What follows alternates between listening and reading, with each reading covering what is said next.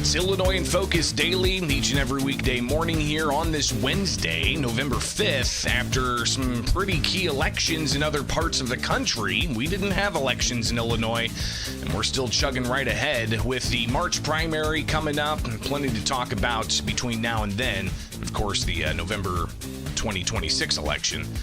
But we've got tons of other stuff to tackle in the land of Lincoln. Obviously, still picking up on some things that happened in the final hours of fall veto session, where they went until 4:30 in the morning on Halloween. We've got a prison director that's finally been approved by the Illinois Senate after being appointed for more than 2 years, and an ongoing question about prison mail scanning and the safety protocols to not just keep inmates safe, but also staff safe. There was a public hearing yesterday with the Department of Corrections that will review that as well. Coming up, we got to tackle an ongoing investigative series that the team from the Center Square is doing here in Illinois, focused on diversity and contracts using your tax dollars, and how it's ballooned, but also some programs that they've implemented, software that maybe isn't necessarily doing what it needs to do to attain those goals at taxpayer cost. So we'll tackle that next with Jared Strong with the investigative team for the Center Square. But I want you to get to thecentersquare.com, where you can sign up for the newsletter and get the headlines in your inbox each and every weekday morning.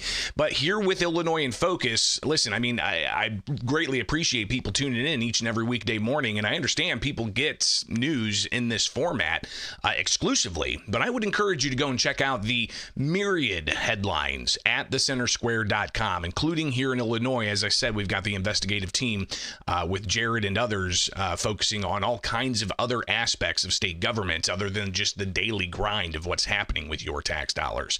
So stay tuned. We'll get to Jared next here with Illinois in Focus Daily. Each and every weekday morning with you, I'm Greg Bishop, editor of Illinois at the Center Square.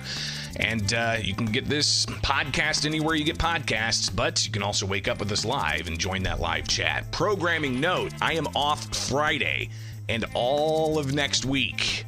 So just want to get that out to you. So if you're waking up in the mornings and you're looking for the show, next week I'm off starting Friday. So I just wanted to get that in front of you, all right? It's Illinois in Focus Daily.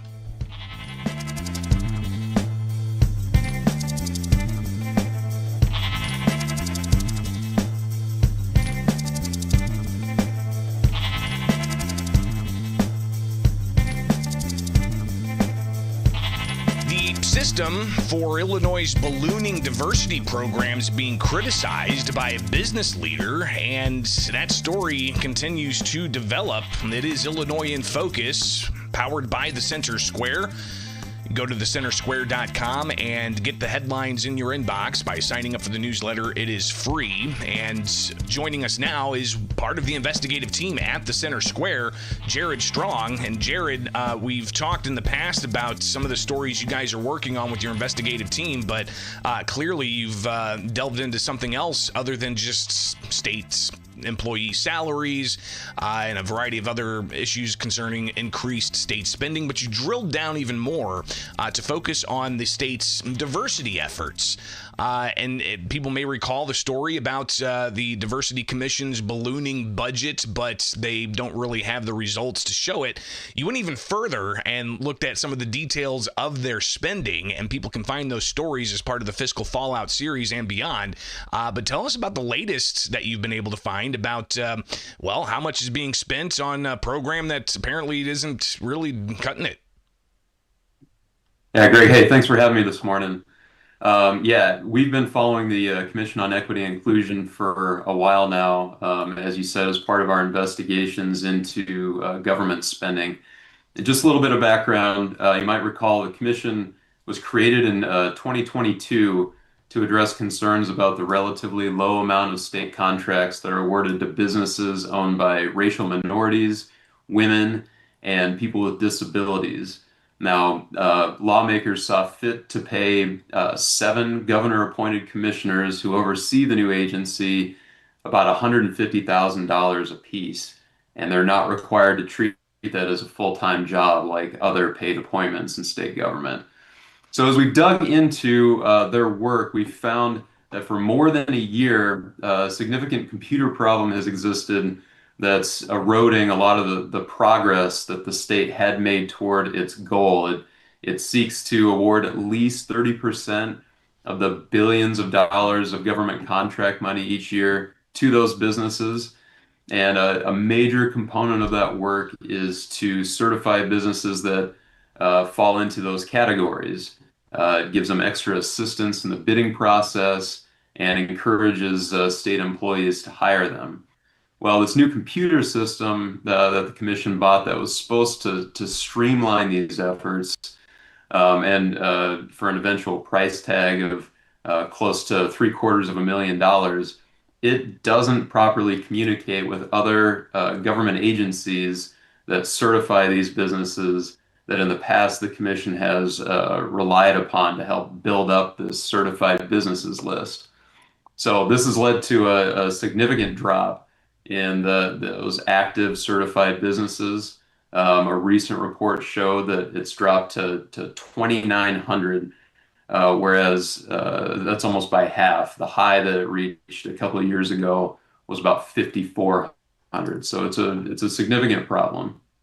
Jared, obviously, when we talk about government inefficiencies, Illinois has long had problems with systems not talking to each other across agencies, and that leads to a whole host of things like inefficiencies, more taxpayer costs, things not getting done on time. You recently talked to a business leader up in the Chicagoland area who had some pretty interesting things to say about this entire program and this inability to actually communicate across programs and agencies. Yeah, Larry Ivory, the president of the Illinois State Black Chamber of Commerce, says that this problem is so egregious and has been going on for so long that he suspects someone deliberately chose an incompatible system. Now, mind you, the commission, the commissioners, and they have a staff of 30 people. The whole apparatus is flush with people, with women, with racial minorities, with people with disabilities. So it's not the kind of group that you would expect that would make a decision to deliberately sabotage this process. But Mr. Ivory is, and I pressed him on it, is telling me that, again, the problem is so significant and it can have such terrible effects, and it's been going on for so long that he cannot understand how this couldn't have been deliberately done.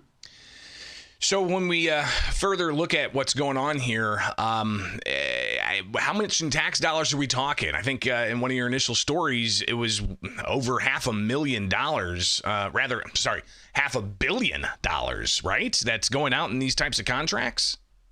Well, in their most recent report, the total bid award amount to these businesses was $1.3 billion for 1 year. Now they want it to be, oh gosh, I believe 5 times that. No, excuse me, even greater than that. So we're, maybe close to $10 billion would be their goal based on annually, based on the government spending.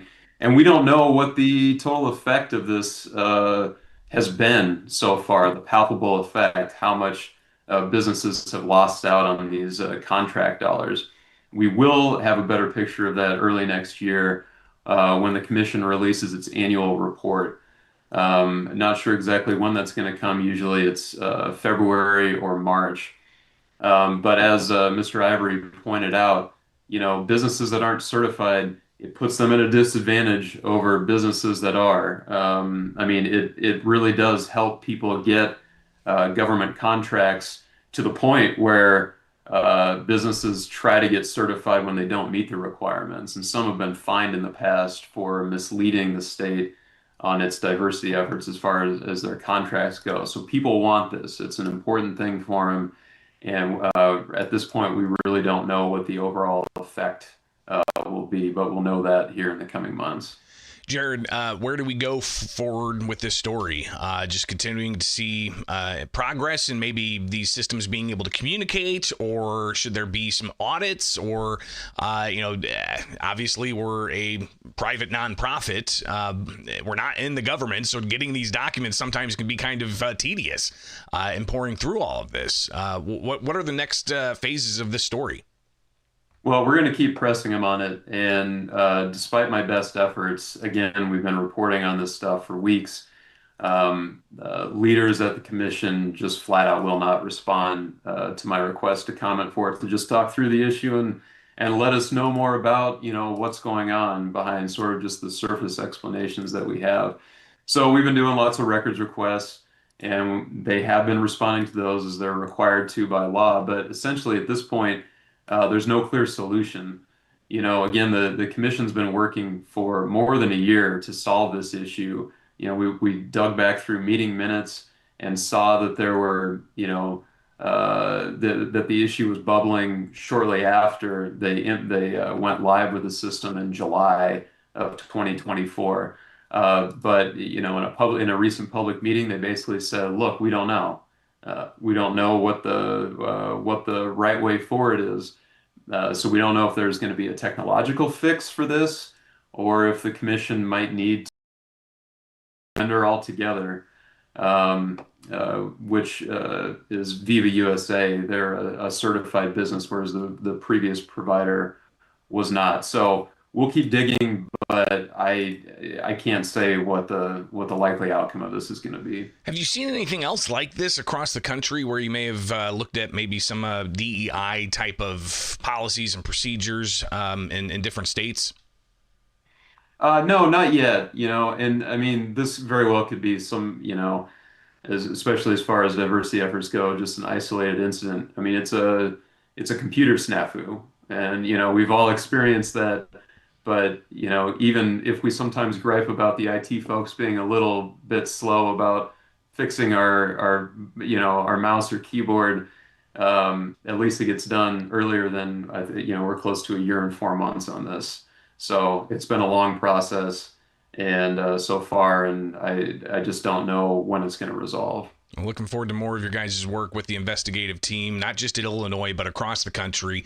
You can also see some of their work about congressional perks and a variety of other stories, so plenty to tackle at the Center Square beyond just Illinois. Jared Strong, thank you so much for taking time with us today. We'll definitely stay posted on your guys' work and talk with you some more in the future, all right? Thanks, Greg. Have a good week. You too. It is Illinois in Focus Daily, each and every weekday morning here. You can catch the headlines in your inbox and join us for more Illinois in Focus Daily.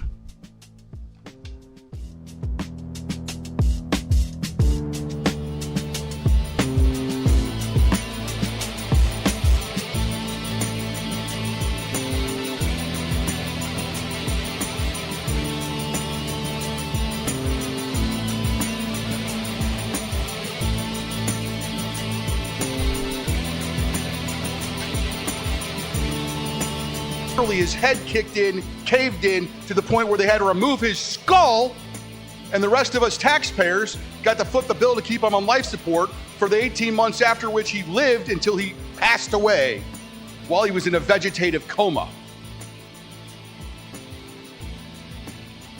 I've never seen anything like the Department of Corrections.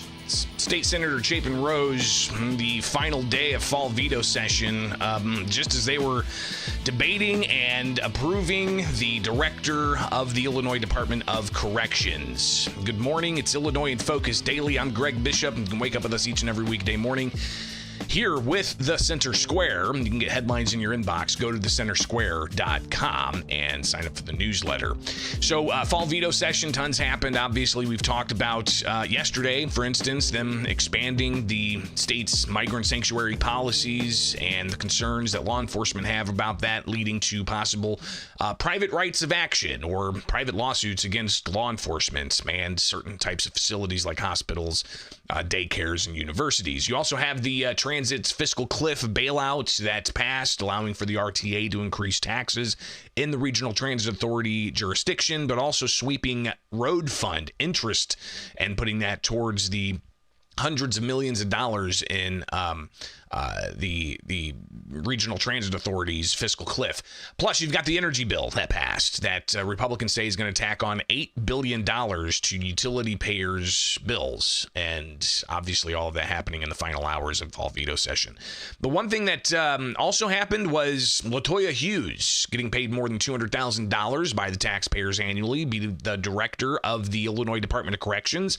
She's been appointed several times by Governor J.B. Pritzker, and appointees have, I believe, 60 session days before the appointment has to be either thumbed up or thumbed down. And when that 60-day legislative day calendar comes up, the governor has a history of removing appointments and then reappointing them to restart that clock. So you have LaToya Hughes in that capacity as acting director of the Illinois Department of Corrections for more than 2 years.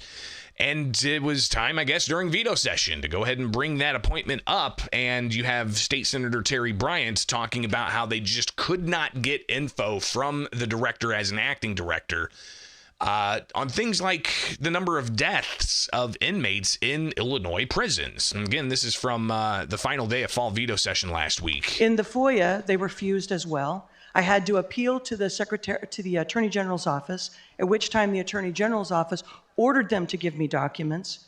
In those documents, just as an example of the things that I found, there were 9 inmate deaths in just 24 and 1 month of 25. And because I wanted to be able to talk to you all about what's happening and actually prove it, I asked only for fentanyl information. Those 9 deaths were fentanyl of offenders. We're not even talking about the staff that gets exposed. The buck has to stop somewhere, and the buck stops with the director of the Department of Corrections on all of these issues. Now, one of the things that's been discussed to try to stop the flow of illicit substances is mail scanning. And Tuesday, there was a hearing of all kinds of interested parties, the Department of Corrections, to discuss the emergency rules they have in place concerning mail scanning so that they're not getting physical, the original artifact of a handwritten letter from a loved one. That's getting scanned and then sent via a tablet. We've been hearing this in discussions with the Joint Committee on Administrative Rules, with emergency rules the Department of Corrections has, but it's been slow to be implemented and not necessarily across the board. And there's been questions about who the contractor is for the tablets and so on.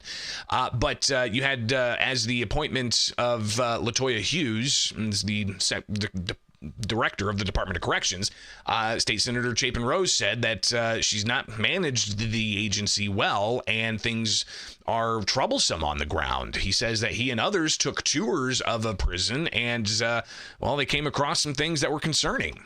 You want to know how drugs are getting into the facilities? You want to know how all of this stuff is happening? It's happening because no one is watching what's going on. I didn't obviously, this is Terry Bryant, not Senator Rose. We'll get to his comment in a moment. Focus all of my attention on trying to find out what's happening with staff, because I think that there are some people who kind of brush that off just a little bit. But I'm telling everyone in here, under LaToya Hughes' leadership, the offenders that are in the Department of Corrections are dying, and they're dying every day. If you vote for LaToya Hughes to be confirmed as the director of the Department of Corrections, you are voting for her leadership to continue in the way that she has been conducting that. I have no personal animus towards her. I believe she could do very well at a different agency, but this is not the agency that she should be managing.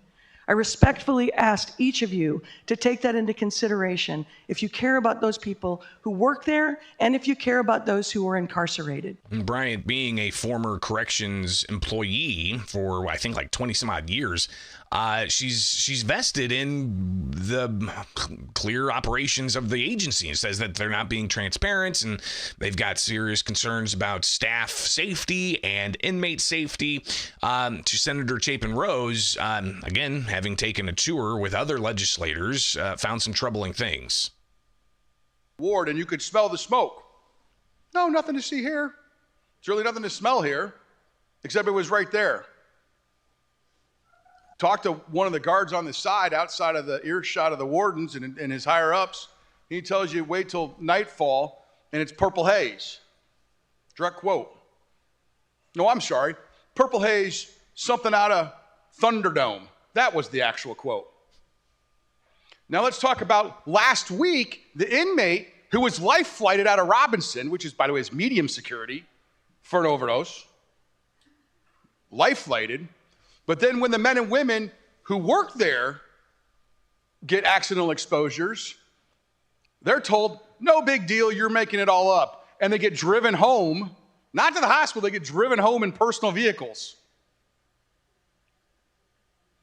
For all of you who care about inmates, how about the one who died last year in Lawrenceville from a fentanyl exposure? How about the 18-year-old kid that went in and came out with literally his head kicked in, caved in, to the point where they had to remove his skull, and the rest of us taxpayers got to foot the bill to keep him on life support for the 18 months after which he lived until he passed away while he was in a vegetative coma. I've never seen anything like the Department of Corrections. A lot of criticism for the Department of Corrections, including from Republican State Senator Jason Plummer.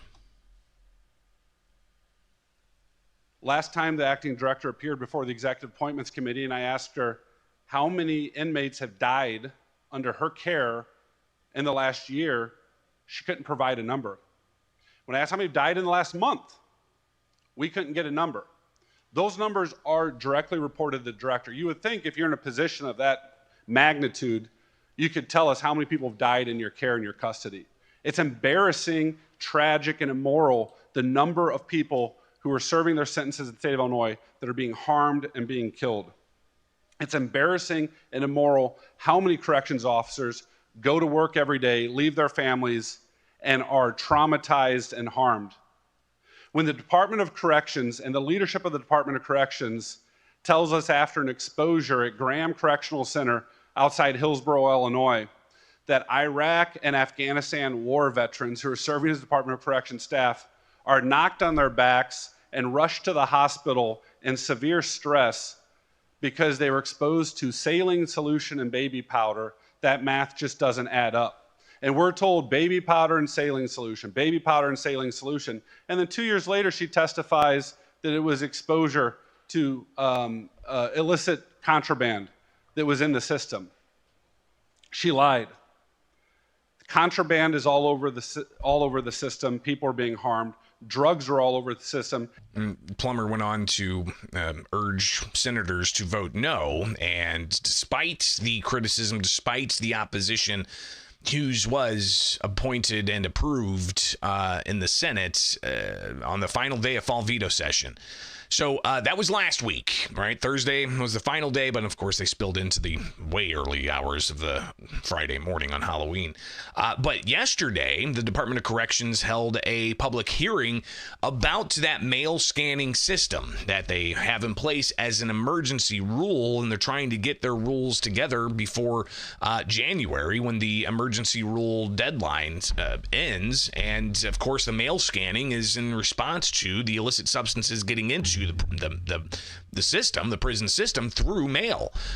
Say a loved one sends you a letter, but it's laced with some kind of illicit substance, and you're able to roll that up and smoke it or ingest it somehow. And then you all of a sudden have staff coming into a situation where they're surrounded by this illicit substance like smoke, like we've heard. So you've got problems there. So an attorney for the Department of Corrections laid out a bit more about the rules process during this public hearing yesterday. As represented to JCAR, we will follow the law when it comes to the emergency rulemaking, that Procedure Act, and the limits of emergency rulemaking. But that being said, I believe during that same hearing, we also made representations that we are doing our levels at best to pursue permanent rulemaking, which this is, of course, part of that process. Right.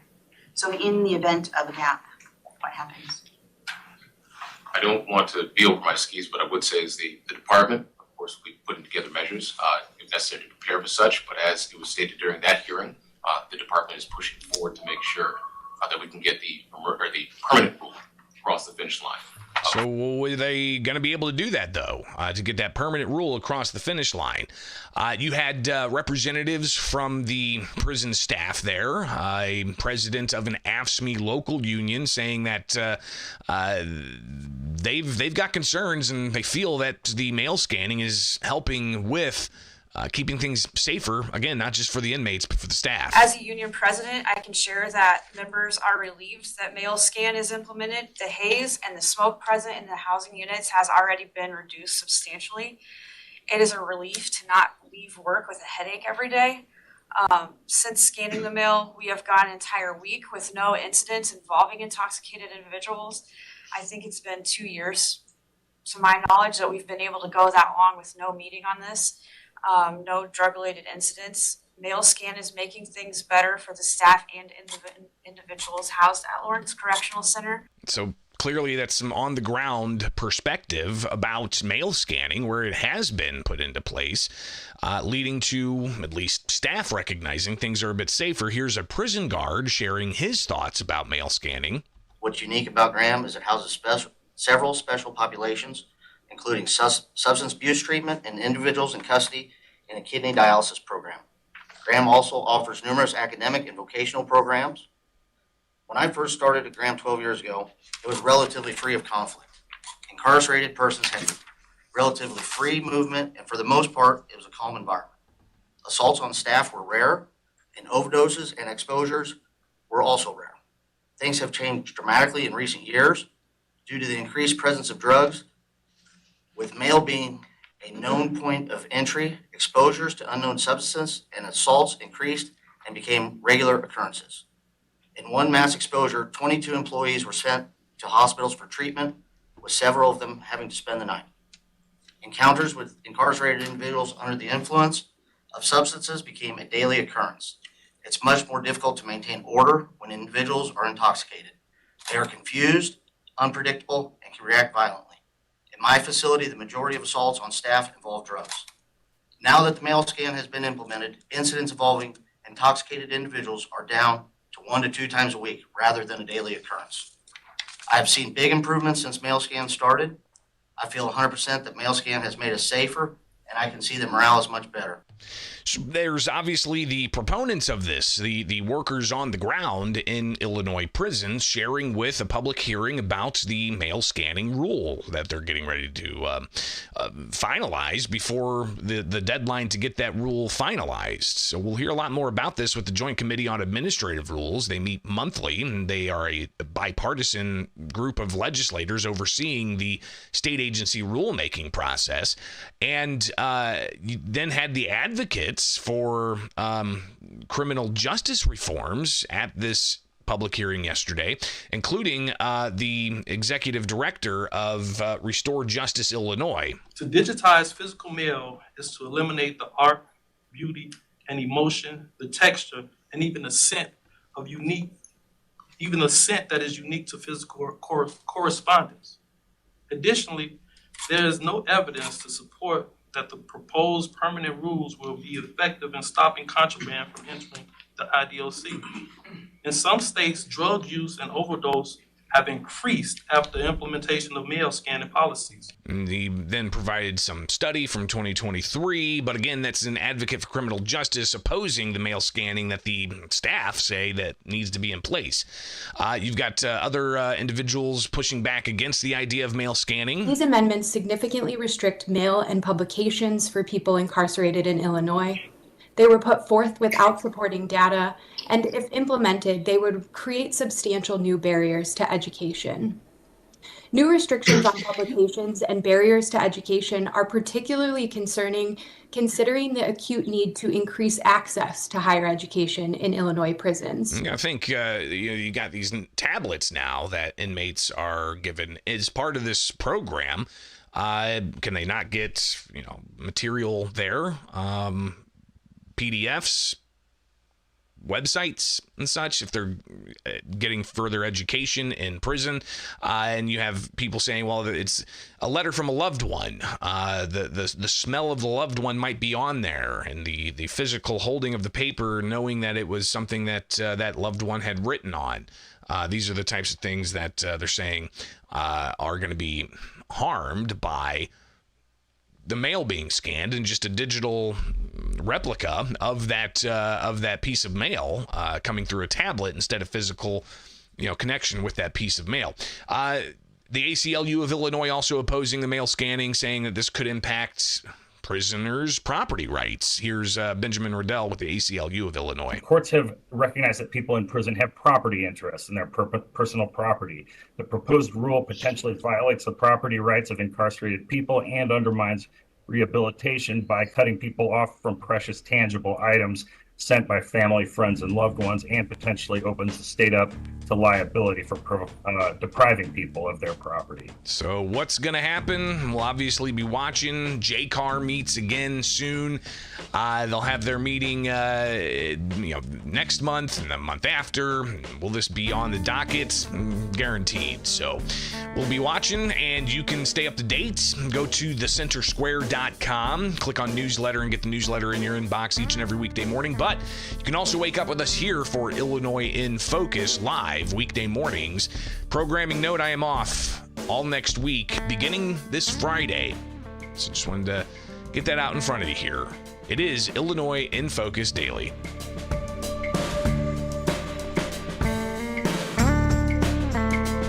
All right, guys, that's all I got for you on this Wednesday. We'll be live tomorrow, and we've got several things going on today that we're going to be monitoring. Governor J.B. Pritzker's got 3 events, so he'll be talking about some stuff impacting Southern Illinois.